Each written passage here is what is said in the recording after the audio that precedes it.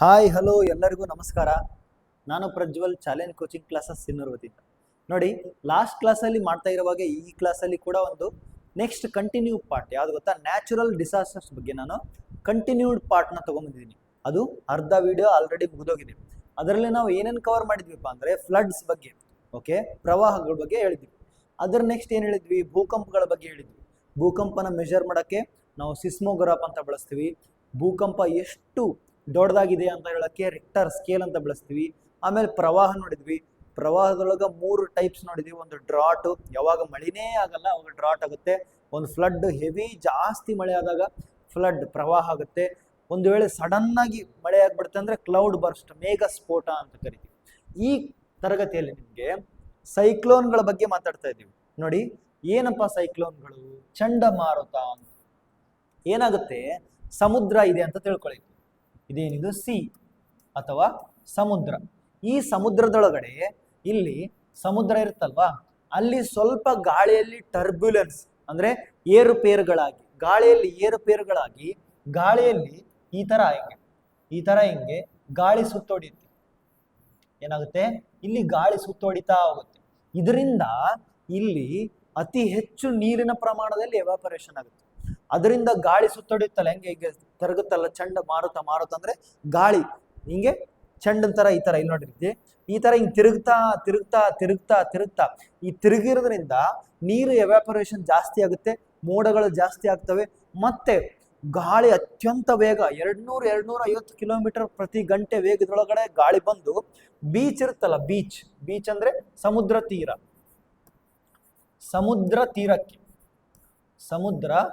ತೀರಕ್ಕೆ ಬಂದು ಅಪ್ಪಳಿಸುತ್ತೆ. ಅವಾಗ ಸಮುದ್ರ ತೀರದಲ್ಲಿರುವಂತ ಜನಕ್ಕೆ ಏನೇನ್ ಫೀಲ್ ಆಗುತ್ತೆ ಗೊತ್ತಾ? ಮೊದಲನೇದ್ದು, ಅತಿ ಹೆಚ್ಚು ಧಾರಾಕಾರವಾದಂತ ಹಳೆಯಂತ ಮಳೆ, ಹೆವಿ ರೈನ್ಫಾಲ್ ಅಂದ್ರೆ ಧಾರಾಕಾರವಾಗಿ ಹರಿಯುವಂತ ಮಳೆ, ಹೆವಿ ರೈನ್ಫಾಲ್ ಆಗುತ್ತೆ ಮೊದಲನೇದು. ಎರಡನೇದ್ದು ಗಾಳಿ, ಅತ್ಯಂತ ಫಾಸ್ಟ್ ಬಿರುಗಾಳಿ ಅಂತ ಹೇಳ್ಬೋದು, ಏನಂತಾರೆ ಸ್ಟಾರ್ಮ್ ಅಂತ ಹೇಳ್ಬೋದು. ಬಿರುಗಾಳಿ ಬರುತ್ತೆ. ಬಿರುಗಾಳಿ ಬಂದು ಅಲ್ಲಿರೋ ಮನೆಗಳು, ತೆಂಗಿನ ಮರಗಳು, ದೊಡ್ಡ ಮರಗಳು ಬುಡ ಸಮೇತ ಕಿತ್ತೆ ಬಿಸಾಕ್ಬಿಡುತ್ತೆ. ಓಕೆನಾ? ಅದಕ್ಕೆ ಮತ್ತೆ ಅಲ್ಲಿರುವಂತ ಬೀಚ್, ಅಲೆಗಳು ಪೂರ್ತಿ ಜಾಸ್ತಿ ಮೇಲೆ ಕೆಳಗೆ ಬಂದು ಅಲ್ಲಿಂದ ಫಿಶರ್ ಮೆನ್ಗಳು ಅಂದ್ರೆ ಮೀನು ಹಿಡಿಯೋರು ಸಮುದ್ರದೊಳಗಡೆ ಹೋಗಕ್ಕಾಗಲ್ಲ, ಬೀಚ್ ಹತ್ರ ಹೋಗಕ್ಕಾಗಲ್ಲ. ಬೀಚಲ್ಲಿ ಒಂದು ವೇಳೆ ಹೋದ್ರೆ ಮನುಷ್ಯನ ಕೊಚ್ಕೊಂಡು ಹೋಗ್ಬಿಡುತ್ತೆ, ಮನುಷ್ಯನ ಈ ನಿಂದ್ರಕ್ಕೆ ಬಿಡೋದಿಲ್ಲ, ಅಷ್ಟು ಸ್ಟ್ರಾಂಗ್ ಆಗಿರುತ್ತೆ. ಓಕೆನಾ? ಏನಂತ ಹೇಳಿದೆ ನಾನು, ಸಮುದ್ರದಲ್ಲಿ ಗಾಳಿಯಲ್ಲಿ ಏರುಪೇರು ಉಂಟಾಗಿ ಅಲ್ಲಿಂದ ಬಿರುಗಾಳಿ ಏನಾಗುತ್ತೆ, ಬಿರುಗಾಳಿ ಸ್ಟಾರ್ಮ್. ಅದರ ನೆಕ್ಸ್ಟು ಮಳೆ, ಹೆವಿ ರೈನ್ಫಾಲ್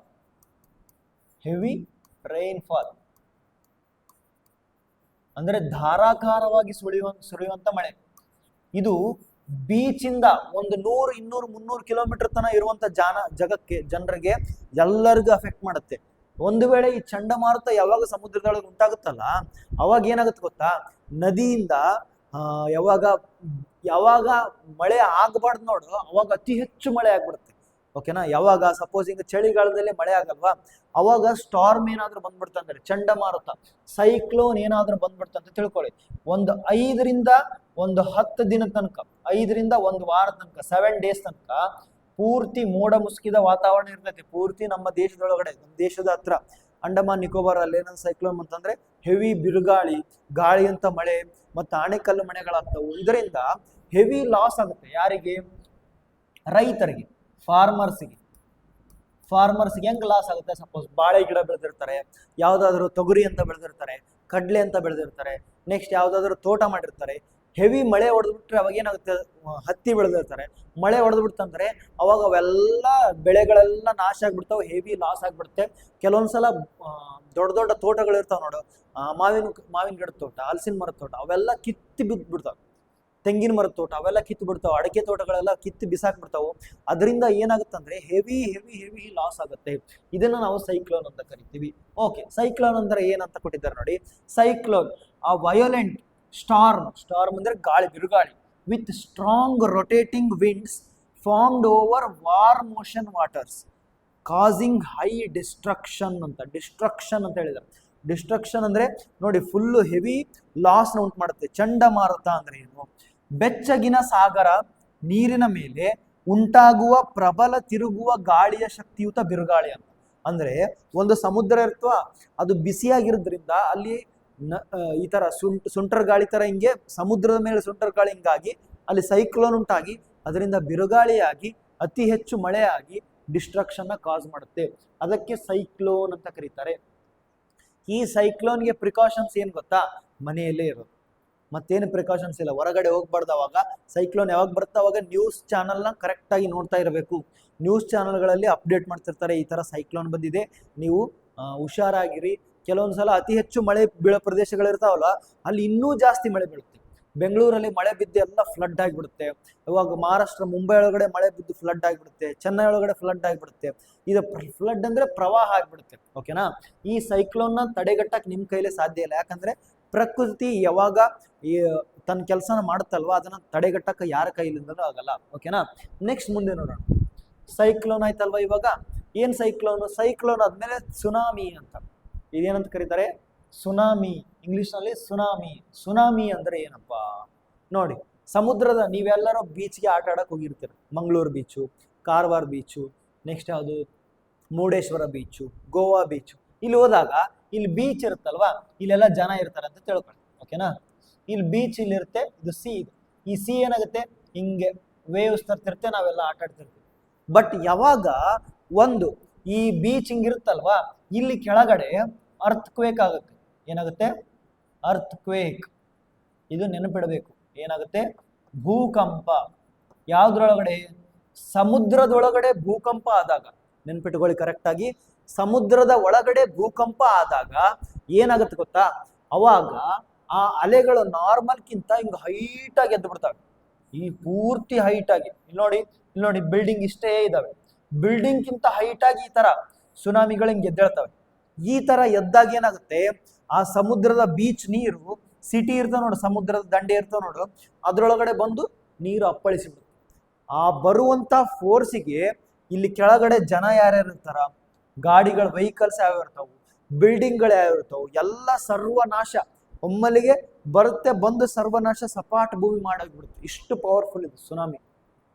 ಸುನಾಮಿ ಎಷ್ಟು ಪವರ್ಫುಲ್ ಅಂತಂದ್ರೆ ವೆರಿ ವೆರಿ ಡೇಂಜರಸ್ ಇದು ಸುನಾಮಿ. ಯಾವಾಗ ಯಾರ್ಯಾರು ಬೀಚ್ ದಂಡೆ ಇರ್ತಾರೆ, ಮತ್ತ ಭೂಕಂಪ ಏನಾದ್ರೂ ಸಮುದ್ರದೊಳಗಡೆ ಆಯ್ತು ಅಂತ ತಿಳ್ಕೊಳ್ಳಿ, ಇದ್ರೊಳಗಡೆ ಸಿಕ್ಕಾಕೊಂಡ್ಬಿಡ್ತಾರೆ. ಹಂಗಂದ್ರೆ ಈ ಸುನಾಮಿಯಿಂದ ಬಚಾವ್ ಆಗೋದು ಹೇಗೆ? ನಾನು ಭೂಕಂಪ ಇದು ಮಾಡೋ ಮುಂದ, ಭೂಕಂಪ ಹೇಳೋ ಮುಂದ, ಲಾಸ್ಟ್ ಕ್ಲಾಸ್ ಅಲ್ಲಿ ಹೇಳೋ ಮುಂದ ನಿಮ್ಗೆ ಏನ್ ಹೇಳಿದ್ದೆ ಗೊತ್ತಾ? ಭೂಕಂಪವನ್ನ ಮಾಪನ ಮಾಡೋದಕ್ಕೆ ಸಿಸ್ಮೋಗ್ರಾಫ್ ಅಂತ, ಸಿಸ್ಮೋಗ್ರಾಫ್ ಅದನ್ನ ಬಳಸ್ತಾರೆ. ಏನ ಬಳಸ್ತಾರೆ? ಭೂಕಂಪ ಮಾಪನಕ್ಕೆ ಸಿಸ್ಮೋಗ್ರಾಫ್. ಯಾವಾಗ ಸಮುದ್ರದೊಳಗಡೆ ಭೂಕಂಪ ಆಗುತ್ತೆ ನೋಡು, ಇದ್ರೊಳಗಡೆ ಗೊತ್ತಾಗ್ಬಿಡುತ್ತೆ ನಮಗ್ ಭೂಕಂಪ ಆಗೈತಿ. ಅವಾಗ ಗೌರ್ಮೆಂಟ್ ಅವ್ರು ಏನ್ ಮಾಡ್ತಾರೆ, ಒಂದು ಅಲರ್ಟ್ ಆಗಿ ಕಳಿಸ್ತಾರೆ, ಮೆಸೇಜ್ ಕಳಿಸ್ತಾರೆ ನ್ಯೂಸ್ ಒಳಗಡೆ, ಹಿಂಗೆ ಸುನಾಮಿ ಆಗುವಂತ ಚಾನ್ಸಸ್ ಇದಾವು, ನೀವು ಬೇಗ ತಪ್ಪಿಸಿಕೊಳ್ಳಿ ಅಂತ. ಅವಾಗ ಸಮುದ್ರದಿಂದ ದಡದಿಂದ ದೂರ ಹೋಗ್ಬೇಕು. ಓಕೆನಾ? ಸಮುದ್ರದ ದಡ ಇದ್ರೆ ಅಷ್ಟೇ ಸುನಾಮಿ ಬಹಳ ಡೇಂಜರಸ್. ಒಂದ್ ವೇಳೆ ನೀವೇನಾದ್ರೂ ದಕ್ಕನ್ ಪ್ರಸ್ಥಭೂಮಿ, ನಾವ್ ಇದೀವಲ್ವ ಕರ್ನಾಟಕದೊಳಗಡೆ, ನಾವೆಲ್ಲ ಸಿನ್ನೂರು ರಾಯಚೂರಲ್ಲಿ ಇದೀವಲ್ವಾ, ಅಲ್ಲಿದ್ರೆ ಏನು ಪ್ರಾಬ್ಲಮ್ ಇಲ್ಲ. ಬೆಂಗಳೂರು ಇದ್ರಲ್ಲಿ ಏನು ಪ್ರಾಬ್ಲಮ್ ಇಲ್ಲ. ಬಟ್ ಯಾವಾಗ ಬೀಚ್ ದಡಲ್ಲಿ ಇರ್ತೆ ನೋಡೋ, ಅವಾಗ ನ್ಯೂಸ್ಗಳನ್ನ ನೋಡ್ತಾ ಇರಬೇಕು. ಯಾವಾಗ ಸೈಕ್ಲೋನ್ ಆಗುತ್ತಾ, ಯಾವಾಗ ಚಂಡಮಾರುತ ಬೀಸುತ್ತಾ, ಯಾವಾಗ ಬಿರುಗಾಳಿ ಬೀಸುತ್ತಾ, ಯಾವಾಗ ಈ ತರ ಭೂಕಂಪ ಸುನಾಮಿ ಆಗತ್ತವು. ಭೂಕಂಪ ನೋಡಿ, ನೆಲದ ಮೇಲೆ ಆದ್ರೆ ಅದು ಅರ್ತ್ ಕ್ವೇಕ್ ಭೂಕಂಪ. ಒಂದ್ ವೇಳೆ ಸಮುದ್ರದಲ್ಲಿ ಭೂಕಂಪ ಆಯ್ತಂದ್ರೆ ಸುನಾಮಿ. ಅಷ್ಟೇ ಡಿಫರೆನ್ಸ್, ಮತ್ತೇನು ಡಿಫರೆನ್ಸ್ ಇಲ್ಲ. ನೆಲದ ಮೇಲೆ ಆದ್ರೆ ಭೂಕಂಪ ಭೂಮಿ ಹಿಂಗ್ ಸೀಳು ಬಿಡುತ್ತೆ, ಅಥವಾ ಭೂಮಿ ಹಿಂಗ್ ಶೇಕ್ ಆಗುತ್ತೆ, ಅವಾಗ ಬಿಲ್ಡಿಂಗ್ ಗಳೆಲ್ಲ ಬಿದ್ದೋಗ್ತವೆ. ಒಂದು ವೇಳೆ ಅದೇ ನೀರಿನಲ್ಲಿ ಸಮುದ್ರದೊಳಗಡೆ ಆಯ್ತಂತಂದ್ರೆ ಏನಾಗುತ್ತೆ? ಸುನಾಮಿ ಆಗುತ್ತೆ. ಏನಾಗುತ್ತೆ? ಸುನಾಮಿ ಆಗುತ್ತೆ. ನೋಡಿ ಸುನಾಮಿ ಅಂದ್ರೆ ಏನಂತ ಹೇಳಿದಾರೆ ನೋಡಿ. ಸುನಾಮಿ ಅಂದ್ರೆ ಏನಂತೆ? Tsunami a series of massive ocean waves caused by under water earthquakes or volcanic eruptions. ನೀರೊಳಗಿನ ಭೂಕಂಪಗಳು ಅಥವಾ ಜ್ವಾಲಾಮುಖಿ ಸ್ಫೋಟಗಳಿಂದ. ನೋಡಿ ಜ್ವಾಲಾಮುಖಿ ಸ್ಫೋಟ, ಇದನ್ನ ಮಿಸ್ ಮಾಡಿದ್ದೆ ನಾನು. ಒಂದು ನೀರಿನ ಒಳಗಡೆನೂ ಜ್ವಾಲಾಮುಖಿ ಇರ್ತಾವೇನ್ ಸರ್? ಹೌದ್ರಿ, ನೀರಿನ ಒಳಗಡೆ ಇರ್ತಾವ, ನೀರಿನ ಹೊರಗಡೆನೆ ಇರ್ತಾವ. ಓಕೆನಾ? ನೀರಿನ ಹೊರಗಡೆನೆ ಇರ್ತಾವ, ನೀರಿನ ಒಳಗಡೆ. ಒಂದ್ ವೇಳೆ ಏನಾದ್ರೂ ಜ್ವಾಲಾಮುಖಿ ಸ್ಫೋಟ ಆಯ್ತು, ಎಲ್ಲಿ? ಸಮುದ್ರದ ಒಳಗಡೆ ಜ್ವಾಲಾಮುಖಿ ಆಯ್ತು, ಅಥವಾ ಸಮುದ್ರದ ಒಳಗಡೆ ಅರ್ಥ್ಕ್ವೇಕ್ ಅಥವಾ ಭೂಕಂಪ ಆಯ್ತು, ಅವಾಗ ನೀರಿನ ಅಲೆಗಳು, ಭಾರಿ ಅಲೆಗಳು ಈ ತರ ಕಂಟಿನ್ಯೂಸ್ ಆಗಿ ಬಂದ್ಬಿಡ್ತಾವ. ಹಿಂಗೆ ಹೈಟ್ ಆಗಿ ಬಂದು ಅಪ್ಪಳಿಸಿ ಎಲ್ಲ ಸ್ವಚ್ಛ ಕಸ ಹೊಡೆದ ನೋಡ್ಕೊಂಡು ಹೋಗ್ಬಿಡ್ತಾವ. ಓಕೆನಾ, ಅರ್ಥ ಆಯ್ತಾ? ಸುನಾಮಿ ಅಂದ್ರೆ ಏನಂತ ಗೊತ್ತಾಯ್ತಾ? Okay, great. ನೆಕ್ಸ್ಟ್ ಮುಂದೆ ನೋಡೋಣ. ಮುಂದೆ ಏನಿದೆ? ಹಿಸ್ಟೋರಿಕಲ್ ಸುನಾಮಿ ಫ್ಯಾಕ್ಟ್ ಅಂತ. ಅಂದ್ರೆ ನಮ್ಮ ಭಾರತದಲ್ಲಿ ಯಾವಾಗ ಸುನಾಮಿ ಆಗಿತ್ತಪ್ಪ ಅಂತ ಕೇಳಿದ್ದಾರೆ ನೋಡಿ. On 26th December 2004 a massive tsunami hit the Indian Ocean ಅಂತ. ಅಂದ್ರೆ ಹಿಂದೂ ಮಹಾಸಾಗರದಲ್ಲಿ ನೋಡಿ, ಎಲ್ಲಿ ಹಿಂದೂ ಮಹಾಸಾಗರದಲ್ಲಿ ಒಂದು ಸುನಾಮಿ ಬರುತ್ತೆ. ಯಾವಾಗ? 2004ರಲ್ಲಿ. ಅಂದ್ರೆ ನೀವು ಹುಟ್ಟೋಕಿನ ಮುಂಚೆ, ನಾನು ಹುಟ್ಟಿದ್ದಾಗ. ಓಕೆನಾ, 2004ರಲ್ಲಿ ಡಿಸೆಂಬರ್ 26 ಡಿಸೆಂಬರ್ ದಿನ ಏನಾಗುತ್ತೆ? ಒಂದು ಸುನಾಮಿ ಬರುತ್ತೆ. ಎಲ್ಲಿ ಗೊತ್ತಾ? ಅಂಡಮಾನ್ ನಿಕೋಬಾರು ಮತ್ತೆ ತಮಿಳ್ನಾಡು ಮತ್ತೆ ಅಂಡಮಾನ್ ನಿಕೋಬಾರ್. ನೋಡಿ, ಈ ತರ ಇಂಡಿಯಾ ಮ್ಯಾಪ್ ಐತಿ. ಇಲ್ಲಿ ಅಂಡಮಾನ್ ನಿಕೋಬಾರ್ ಎಲ್ಲದವು? ಇಲ್ಲಿ ಅಂಡಮಾನ್ ನಿಕೋಬಾರ್, ಅಂಡಮಾನ್ ಅಂಡ್ ನಿಕೋಬಾರ್ ಐಲ್ಯಾಂಡ್ ಇಲ್ಲದವು. ಇದನ್ನ ಮ್ಯಾಪ್ ನ ತೋರಿಸಿದ್ರೆ ನಿಮ್ಗೆ ಗೊತ್ತಾಗುತ್ತೆ. ಅಂಡಮಾನ್ ನಿಕೋಬಾರ್ ಐಲ್ಯಾಂಡ್, ಅದರಿಂದ ಚೆನ್ನೈ ನೋಡಿ, ಈಗ ಇದು ಅಂಡಮಾನ್ ನಿಕೋಬಾರ್ ಐಲ್ಯಾಂಡ್ಗಳು. ಇದು ನೋಡಿ, ಇದು ತಮಿಳ್ನಾಡು.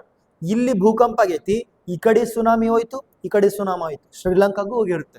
ತಮಿಳ್ನಾಡಕ್ಕೆ, ಶ್ರೀಲಂಕಾಕ್ಕೆ, ಅಂಡಮಾನ್ ನಿಕೋಬಾರ್ಗೆ ಏನಾಯ್ತು? ಸುನಾಮಿ ಆಯ್ತು. ಯಾವಾಗ? 26 ಡಿಸೆಂಬರ್ 2000. ನೋಡಿ, ಇಲ್ಲಿ ಚಿತ್ರ ಕಾಣಿಸುತ್ತಿರವಲ್ಲ, ಸುನಾಮಿ ಆದ್ಮೇಲೆ ನೋಡಿ ಎಲ್ಲ ಚಂದ ಇರುವಂತ ಬಿಲ್ಡಿಂಗ್ ಗಳೆಲ್ಲ ಮಣ್ಣಾಗಿದೆ. ಎಲ್ಲ ಬಂದು ನೀರೊಳಗಡೆ ಉಪ್ಪು ನೀರು ಬಂದು ಇಲ್ಲಿ ಸರ್ವನಾಶ ಮಾಡಿ ಹೋಗ್ಬಿಟ್ಟಿದೆ. ಓಕೆನಾ, ಇದು 2004ರಂದು ಭಾರಿ ಸುನಾಮಿ ಹಿಂದೂ ಮಹಾಸಾಗರಕ್ಕೆ ಅಪ್ಪಳಿಸಿ ತಮಿಳ್ನಾಡು, ಅಂಡಮಾನ್ ಮತ್ತು ನಿಕೋಬಾರ್ ದ್ವೀಪಗಳನ್ನು ಧ್ವಂಸಗೊಳಿಸಿತು. ನೋಡಿ, ಯೂಸ್ ಮಾಡಿದರೆ ಧ್ವಂಸಗೊಳಿಸಿತು. ಡಿಸ್ಟ್ರಕ್ಷನ್, ಡಿವಾಸ್ಟೇಟಿಂಗ್ ಅಂದ್ರೆ ಡಿಸ್ಟ್ರಕ್ಷನ್ ನ ಕಾಸ್ ಮಾಡಿತ್ತು. ಏನ್ ಮಾಡಿತ್ತು? ಧ್ವಂಸ ಮಾಡ್ಬಿಡ್ತು ಅಂತ. ಓಕೆನಾ, ಇದನ್ನ ನೀವು ನೆನ್ಪಿಡ್ಬೇಕು. ಓಕೆನಾ, ನೆಕ್ಸ್ಟ್ ನೋಡಿ, ಡ್ರಾಟ್ಸ್, ಬರಗಾಲ. ಇದನ್ನ ನಿನ್ನೆ ಮಾತಾಡಿದ್ದೆ ನಾನು, ನಿನ್ನೆ ಕ್ಲಾಸ್ ಒಳಗಡೆ ಹೇಳಿದ್ದೆ. ಏನಪ್ಪಾ ಅಂತಂದ್ರೆ ನೆನ್ಪಿಟ್ಕೊಳ್ಳಿ, ಯಾವಾಗ ನೋಡಿ, ಯಾವಾಗ ಮಳೆ ಪೂರ್ತಿ ಕಡಿಮೆ ಆಗತ್ತೆ ಅಥವಾ ಮಳೆನೇ ಆಗೋದಿಲ್ಲ, ಅವಾಗ ನೆಲ ಇರುತ್ತೆ ನೋಡು, ಅದರಲ್ಲಿನ ನೀರಿನ ಅಂಶ ಎಲ್ಲ ಕಳ್ಕೊಂಡ್ಬಿಡುತ್ತೆ. ಅವಾಗ ಮಣ್ಣೆಲ್ಲ ಪೂರ್ತಿ ಡ್ರೈ ಆಗ್ಬಿಡುತ್ತೆ. ಅಲ್ಲಿ ಏನು ಬೆಳೆಯಕ್ಕಾಗಲ್ಲ, ಕುಡಿಯಕ್ ನೀರಿರಲ್ಲ, ಬೆಳೆಗಳಿಗೆ ನೀರಿಲ್ಲ, ಪ್ರಾಣಿಗಳಿಗೆ ನೀರಿರಲ್ಲ, ಪಕ್ಷಿಗಳಿಗೆ ನೀರಿಲ್ಲ. ಎಲ್ಲ ನೀರಿಲ್ಲಾರ್ದು ಏನಂತಾರ, ನೀರು ಅಂತ ಸುತ್ತೋಗ್ಬಿಡ್ತಾರೆ. ಓಕೆನಾ, ಅದೇ ಬರಗಾಲ ಅಂದ್ರೆ ಇದಾಗೋದು ಮಳೆ ಆಗಿ ಇಲ್ಲಾರ್ದಕ್ಕೆ, ನೀರು ಇಲ್ಲಾರ್ದಕ್ಕೆ. ಓಕೆನಾ, ಡ್ರಾಟ್ ಅಂತ ಕರಿತೀವಿ. ನೋಡಿ, ಆ drought is A prolonged period of ಅಬ್ನಾರ್ಮಲಿ low rainfall ಅಂತ. ಅಂದ್ರೆ ಬಹಳ ದಿನಗಳ ಕಾಲ, ಪ್ರೊಲಾಂಗ್ಡ್ ಪೀರಿಯಡ್, ಬಹಳ ದಿನಗಳ ಕಾಲ ಅತಿ ಕಡಿಮೆ ನೀರು, ಅತಿ ಕಡಿಮೆ ಮಳೆ ಆಗೋದ್ರಿಂದ ಆಗುವಂತ ಒಂದು ಏನಿದು? ಡ್ರಾಟ್ ಇದು. ಓಕೆನಾ, ಅಂದ್ರೆ ಬರಗಾಲ ಇದು. Leading to a severe shortage of water. ಅಂದ್ರೆ ಸೆವೇರ್ ಶಾರ್ಟೇಜ್ ಅಂದ್ರೆ ನೀರಿನ ಅತ್ಯಂತ ಸಮಸ್ಯೆ ಆಗ್ಬಿಡುತ್ತೆ.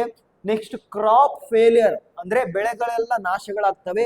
ಅಂಡ್ ಫುಡ್ ಸ್ಕ್ಯಾರ್ಸಿಟಿ, ಅಂದ್ರೆ ಫೆಮೈನ್ ಆಗುತ್ತೆ. ನೋಡಿ, ಫೆಮೈನ್, ಇದನ್ನ ನೆನ್ಪಿಡ್ಬೇಕು ನೀವು. ಫೆಮೈನ್ ಅಂದ್ರೆ ಕ್ಷಾಮ ಅಂತ ಕರೀತಾರೆ ಇದಕ್ಕೆ. ಕ್ಷಾಮ, ಇದು ಬಹಳ ಇಂಪಾರ್ಟೆಂಟ್. ಇದು ಫೆಮೈನ್ ಅನ್ನೋದೇ ಒಂದು ಏನಂತ ಕರೀತಾರೆ? ಫೆಮೈನ್ ಅನ್ನೋದೇ ಒಂದು ಸಪರೇಟ್ ಆಗಿ ನ್ಯಾಚುರಲ್ ಡಿಸಾಸ್ಟರ್ಸ್ ಅಥವಾ ಮ್ಯಾನ್ ಮೇಡ್ ಡಿಸಾಸ್ಟರ್. ಫೆಮೈನ್ ಅನ್ನೋದೇ ಒಂದು ಡಿಸಾಸ್ಟರ್. ಇದು ಯಾಕೆ ಗೊತ್ತಾ?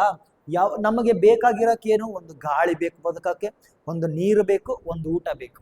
ಗಾಳಿ ಅಂತೂ ದಿನ ಸಿಗುತ್ತೆ, ಹೌದಲ್ವಾ? ಅದೇ ತರ ನೀರೇನಾದ್ರೂ ಸಿಗ್ಲಿಲ್ಲ ಅಂತಂದ್ರೆ, ನೋಡ್ರಿ, ನೀರು ಏನಾದ್ರೂ ಸಿಗ್ಲಿಲ್ಲ ಅಂತಂದ್ರೆ ಅವಾಗ ಬರಗಾಲ ಆಗುತ್ತೆ.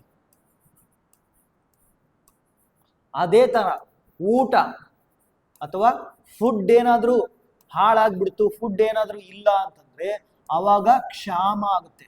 ನೆನ್ಪಿಟ್ಕೋಬೇಕು, ಕ್ಷಾಮ ಅಂದ್ರೆ ಫೆಮೈನ್ ಅಂತಂದ್ರೆ ಯಾವಾಗ ಬೆಳೆಗಳು ನಾಶ ಆಗ್ಬಿಡ್ತವೆ, ಜನರ ಹತ್ರನ ಊಟನೇ ಇರಲ್ಲ, ಅಂಗಡಿಗೆ ಹೋದ್ರು ಅಂಗಡಿ ಒಳಗಡೆನೂ ಊಟ ಇರಲ್ಲ, ಯಾರ ಹತ್ರನೂ ಊಟನೇ ಇರಂಗಿಲ್ಲ.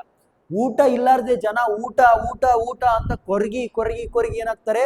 ಸತ್ತೋಗ್ಬಿಡ್ತಾರೆ. ಅದಕ್ಕೆ ಏನಂತ ಕರೀತಾರೆ ಗೊತ್ತಾ? ಫೆಮೈನ್ ಅಂತ ಕರೀತಾರೆ.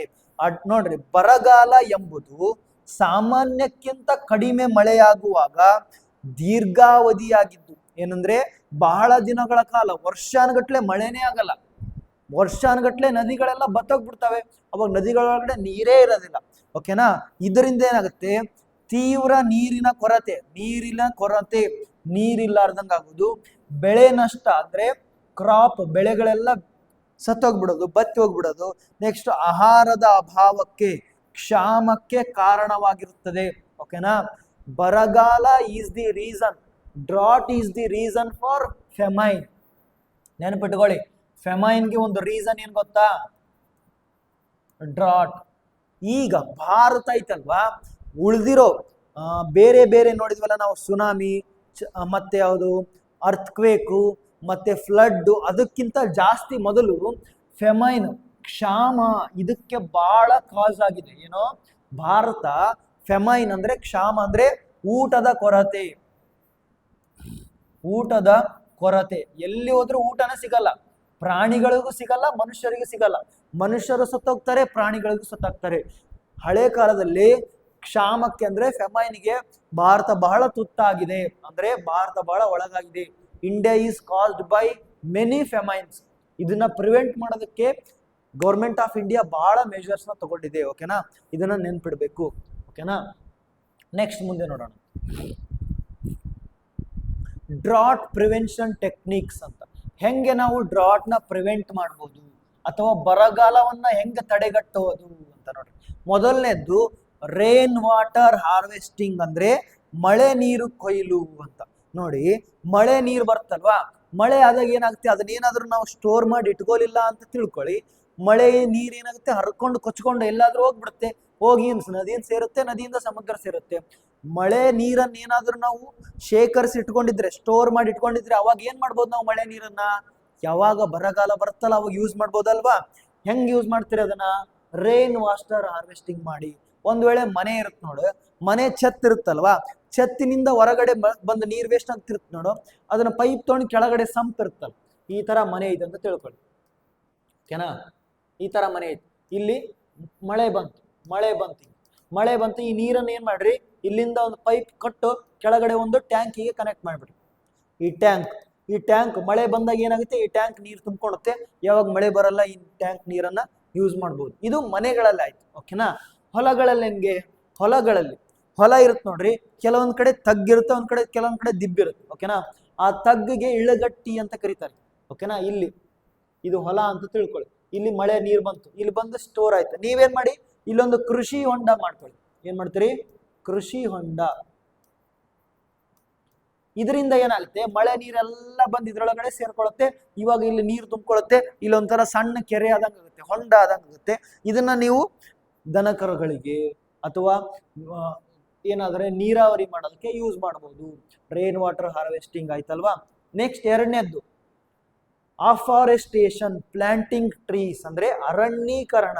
ಅರಣ್ಯಗಳು ನಮ್ಮ ಎಕೋಸಿಸ್ಟಮ್ನ ಬ್ಯಾಲೆನ್ಸ್ ಮಾಡ್ತವೆ. ಹೆಂಗಂತಂದ್ರೆ ಅರಣ್ಯಗಳು ಏನ್ ಮಾಡ್ತಾವ ಗೊತ್ತಾ, ಮಳೆನ ಬರೆಸ್ತಾವೆ. ಯಾವ ತರ, ಈಗ ಒಂದ್ ವೇಳೆ ಮರ ಇತ್ತು ಅಂತ ತಿಳ್ಕೊಳ್ಳಿ, ಈ ಗಾಳಿ ಬೀಸ್ತಿರ್ತಲ್ವಾ, ಈ ಗಾಳಿ ಬೀಸ್ತಾರೆ, ಇದನ್ನ ತಡೆಗಟ್ಟುತ್ತೆ. ಅವಾಗ ಮೋಡ ಕೂಡ ಮುಂದೆ ಹೋಗೋದು ನಿಂತ್ಕೊಳ್ಳುತ್ತೆ, ಇಲ್ಲಿ ಮಳೆ ಸಿರಿಸೋಗುತ್ತೆ. ಒಂದ್ ವೇಳೆ ಮರಗಳೇ ಇಲ್ಲ ಅಂದ್ರೆ ಗಾಳಿನ ತಡೆಯೋರು ಯಾರು ಇರಂಗಿಲ್ಲ, ಗಾಳಿ ತನ್ನ ಪಾಡಿಗೆ ತಾನು ಮುಂದೋಗ್ತಿರುತ್ತೆ, ಮೋಡಗಳು ತನ್ನ ಪಾಡಿಗೆ ತಾನು ಮುಂದೋಗ್ತಿರ್ತವೆ. ಓಕೆನಾ, ಅದಕ್ಕೆ ನಾವು ಮರಗಳನ್ನ ಕಡಿಯಲಾರದೆ ಮರಗಳನ್ನ ಜಾಸ್ತಿ ಬೆಳೆಸ್ಬೇಕು. ಹೆಂಗ್ ಬೆಳೆಸ್ಬೇಕು, ನಿಮ್ಮ ಮನೆ ಇರುತ್ತಲ್ವಾ, ನಿಮ್ಮ ಮನೆ ಯಾವ್ದಾದ್ರು ಹಣ್ಣು ತಂದಿರ್ತಾರೆ, ಆ ಹಣ್ಣಿನ ಬೀಜಗಳನ್ನ ತಗೊಂಡೋಗಿ ಹೂತಾಕ್ಬಿಡೋದು. ಮಾವಿನ ಹಣ್ಣು ಇರುತ್ತೆ, ಮಾವಿನ ಇದು ಇರುತ್ತೆ ನೋಡು, ಬೀಜ ಇರುತ್ತೆ ನೋಡು, ಅದನ್ನ ತಗೊಂಡೋಗಿ ಮುಂದೆ ಹೂತಾಕ್ಬಿಡಿ. ನೇರಳೆ ಬೀಜ ಇರುತ್ತೆ, ನೇರಳೆ ಹಣ್ಣಿನ ಬೀಜ, ಹಲಸಿನ ಹಣ್ಣಿನ ಬೀಜ ಮನೆ ಮುಂದೆ ಏನಾಗ್ಬೇಕು, ಹೂತಾಕ್ಬಿಟ್ಟಾಗ ಅದು ತನ್ನ ಪಾಡಿಗೆ ತಾನು ಬೆಳೆಯುತ್ತೆ. ನೀವು ಜಸ್ಟ್ ಒಂದು ಸ್ವಲ್ಪ ನೀರ್ ಹಾಕ್ಬಿಟ್ರೆ ಸಾಕು, ಅದು ತನ್ನ ಪಾಡಿಗೆ ತಾನು ಎದ್ಬಿಟ್ಟು ಬೆಳೆಯುತ್ತೆ.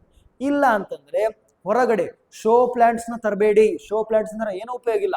ದೊಡ್ಡ ಮರಗಳು, ಹೊಂಗೆ ಮರಗಳು, ಬೇವಿನ ಮರಗಳು, ಮಾವಿನ ಮರಗಳು, ಹಲಸಿನ ಮರಗಳು, ಆಲದ ಮರಗಳು, ಇಂಥದ್ದು ಒಂದು ಮನೆ ಮುಂದೆ ಮನೆಗೊಂದು ಮರ ಅಂತ, ನಿಮ್ಮ ಮನೆ ಮುಂದೆ ಒಂದು ಮರ ನೆಟ್ಬಿಟ್ರೆ ಸಾಕು. ಉಳಿದವರೆಲ್ಲ ಊರಿಗೊಂದು ವನ ಅಂತ ಕರೀತಾರೆ. ಮನೆಗೊಂದು ಮರ, ಊರಿಗೊಂದು ವನ. ಅಂದ್ರೆ ಮನೆ ಮುಂದೆ ಒಂದೊಂದೊಂದೊಂದು ಮರ ಹಚ್ಕೊಂಡ್ಬಿಟ್ರೆ, ಎಲ್ಲರೂ ಮನೆ ಮುಂದೆ ಒಂದು ಮರ ಹಚ್ಕೊಂಡ್ಬಿಟ್ರೆ ಅವಾಗ ಊರಿಗೊಂದು ಕಾಡಾಗ್ಬಿಡುತ್ತಲ್ವಾ, ಹಂಗೆ. ಓಕೆನಾ, ಮರಗಳನ್ನ ನೆಡಬೇಕು ಎಲ್ಲರೂ. ಓಕೆನಾ, ನೆಕ್ಸ್ಟ್ ಎಫಿಷಿಯಂಟ್ ಇರಿಗೇಷನ್, ಡ್ರಿಪ್ ಅಥವಾ ಸ್ಪ್ರಿಂಕ್ಲರ್ ಅಂತ. ಅಂದ್ರೆ ಪರಿಣಾಮಕಾರಿ ನೀರಾವರಿ ಮಾಡೋದು. ಹೆಂಗೆ ನೀರಾವರಿ ಮಾಡೋದು, ಹನಿ ನೀರಾವರಿ ಮತ್ತು ತುಂತುರು ನೀರಾವರಿ. ಹನಿ ನೀರಾವರಿ ಯಾರ್ಯಾರು ರೈತರ ಮಕ್ಕಳು ಇದ್ದೀರಾ ಅವ್ರಿಗೆ ಗೊತ್ತಿರುತ್ತೆ, ಬುಡಕ್ಕಿರ್ತಲ್ವಾ, ಆ ಬುಡಕ್ಕೆ ಡೈರೆಕ್ಟ್ ಹನಿ ಹನಿ ಹನಿ ಹನಿ ಹನಿ ನೀರನ್ನ ಕೊಡ್ತಿರ್ತಾರೆ, ಹೌದಲ್ವಾ. ಮತ್ತೆ ಸ್ಪ್ರಿಂಕ್ಲರ್, ಅದ್ರ ಬದಲಿಗೆ ನಾವೇನ್ ಮಾಡ್ತೀವಿ ಗೊತ್ತಾ, ಫ್ಲಡ್ ಇರಿಗೇಷನ್ ಮಾಡ್ಬಿಡ್ತೀವಿ, ಫುಲ್ ನೀರ್ ಬಿಟ್ಬಿಡ್ತೀವಿ, ಆ ನೀರೋಗಿ ನೀರು ಇಲ್ಲಿ ತನ ನಿಂತು ಬಿಡ್ತವೆ, ಮಣ್ಕಾಲ್ ತನ ನಿಂತು ಬಿಡ್ತೇವೆ. ಆ ತರ ಮಾಡ್ಬಾರ್ದು, ಹನಿ ನೀರಾವರಿ ಮಾಡ್ಬೇಕು, ಇಲ್ಲ ತುಂತುರು ನೀರಾವರಿ ಮಾಡ್ಬೇಕು, ಇದು ಬಹಳ ಇಂಪಾರ್ಟೆಂಟು. ಇದರಿಂದ ನಾವು ನೀರನ್ನ ಇತಿಮಿತಿಯಾಗಿ ಯೂಸ್ ಮಾಡೋದ್ರಿಂದ ಡ್ರಾಟ್ ನ ನಾವು ಪ್ರಿವೆಂಟ್ ಮಾಡ್ಬೋದು, ಡ್ರಾಟ್ ನ ಬರಗಾಲವನ್ನ ತಡೆಗಟ್ಟಬಹುದು. ಓಕೆ, ಇವತ್ತಿನ ಚಾಪ್ಟರ್ ಹೀಗೆ ಕಂಪ್ಲೀಟ್ ಆಯ್ತು. ಇನ್ನೊಂದು ನೆನ್ಪಿಟ್ಕೊಳ್ಳಿ, ಈ ತರ ಏನಾದ್ರು ಸೈಕ್ಲೋನ್ ಅಥವಾ ಕಾಡ್ಗಿಚ್ಚು ಬಂತು, ಕಾಡಿನಲ್ಲಿ ಬೆಂಕಿ ಎತ್ಕೊಂಡ್ಬಿಡ್ತು, ಓಕೆನಾ, ಈ ತರ ಏನಾದ್ರು ನಿಮ್ಗೆ ಗೊತ್ತಾಯ್ತಂದ್ರೆ ನ್ಯಾಷನಲ್ ಡಿಸಾಸ್ಟರ್ಗೆ ಒಂದು ಹೆಲ್ಪ್ ಲೈನ್ ಇದೆ, ಏನ್ ಗೊತ್ತಾ, 1070 ಅಂದ್ರೆ 1078, 2 ನಂಬರ್ಸ್ಗೆ ಫೋನ್ ಮಾಡಿ ನೀವೇನ್ ಮಾಡ್ಬೋದು, ನಿಮ್ಗೆ ಏನಾದರೂ ಸಹಾಯಗಳಿದ್ರೆ, ಸಪೋಸ್ ಭೂಕಂಪ, ಸುನಾಮಿ ಅಥವಾ ಚಂಡಮಾರುತ ಅಥವಾ ಫ್ಲಡ್, ಪ್ರವಾಹದೊಳಗಡೆ, ಇವಾಗ ಅಸ್ಸಾಂ ಒಳಗಡೆ ಫ್ಲಡ್ ಆಗ್ತಾ ಇದೆ, ಬ್ರಹ್ಮಪುತ್ರ ನದಿಯಿಂದ ಅಸ್ಸಾಂ ಒಳಗಡೆ ಏನಾಗ್ತಿದೆ, ಫ್ಲಡ್ ಆಗ್ತಾ ಇದೆ. ಅದರಿಂದ ನೀವೇನಾದ್ರೂ ಕಷ್ಟದೊಳಗಡೆ ಸಿಕ್ಕೊಂಡಿದ್ರೆ ಅಂದ್ರೆ ಈ ತರ ಹೆಲ್ಪ್ ಲೈನ್ಗೆ ಕರೆ ಮಾಡಬಹುದು. ಡ್ರಾಟ್ ಆಗ್ತಾ ಇದೆ, ಈ ಹೆಲ್ಪ್ ಲೈನ್ಗೆ ಕರೆ ಮಾಡಿ ನಿಮ್ಮ ಏನಾದ್ರು ಪ್ರಾಬ್ಲಮ್ ಸಮಸ್ಯೆಗಳಿದ್ರೆ ತಿಳ್ಕೊಬಹುದು, ಓಕೆನಾ. ಅದೇ ತರ ಫೈರ್ ಸ್ಟೇಷನ್ ನೋಡಿ, ಆಂಬುಲೆನ್ಸ್ ಗೊತ್ತು 108, ಫೈರ್ ಸ್ಟೇಷನ್ಗೆ 101 ಅಥವಾ 102 ಇಂದ ಕಾಲ್ ಮಾಡಿ ನೀವು ಇದನ್ನ ಮಾಡ್ಕೋಬಹುದು. ಇದನ್ನ ನೆನ್ಪಿಡಬಹುದು, ಇದನ್ನ ಕೇಳಬಹುದು, ರಾಷ್ಟ್ರೀಯ ವಿಕೋಪ ಸಹಾಯವಾಣಿ 1070 ಅಥವಾ 1078. ಕೊನೆಯಲ್ಲಿ ಹೇಳ್ತಾ ಇದ್ದೀನಿ, ನಿಮ್ಗೇನಾದ್ರೂ ನೋಟ್ಸ್ ಏನಾದ್ರೂ ಬೇಕಾಗಿದ್ರೆ ಕೆಳಗಡೆ ಲಿಂಕ್ ನ ಕೊಟ್ಟಿರ್ತೀನಿ, ಅದನ್ನ ಜಾಯಿನ್ ಆಗೋದನ್ನ ಮರಿಬೇಡಿ. ಒಂದ್ ವೇಳೆ ನಿಮ್ಗೆ ಆನ್ಲೈನ್ ಕ್ಲಾಸಸ್ ಬೇಕಂದ್ರೆ ಈ ನಂಬರ್ಗೆ ಫೋನ್ ಮಾಡೋದು ಮರಿಬೇಡಿ. ಮತ್ತೆ ನಾಳೆ ಇನ್ನೊಂದು ತರಗತಿ ಒಳಗಡೆ ನಿಮ್ಗೆ ಸಿಗ್ತೀನಿ. ಅಲ್ಲಿವರೆಗೆ ಬಾಯ್ ಬಾಯ್.